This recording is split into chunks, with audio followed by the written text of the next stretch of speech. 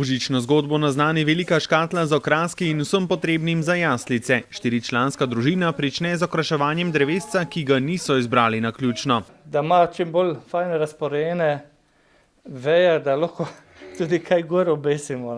10-letna Tija in 8-letna Sara praktično že od rojstva sodelujeta pri okraševanju. Tako se to dela.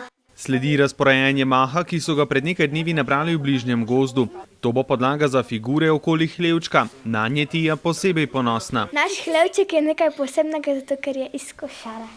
Dekleta nato v celoti prevzameta pobudo ob postavljanju figuric. Sam Božič, praznujemo kot krščanski praznik.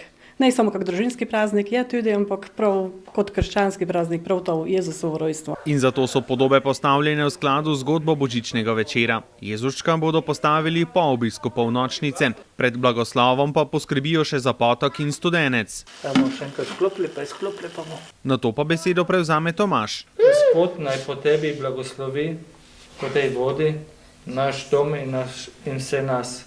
Kadilo in blagoslovljena voda nato poskrbite za blagoslov jaslic, drevesca in celotne hiše. Preden se napotijo k otroški polnočnici, prisluhnejo še k igranju Tije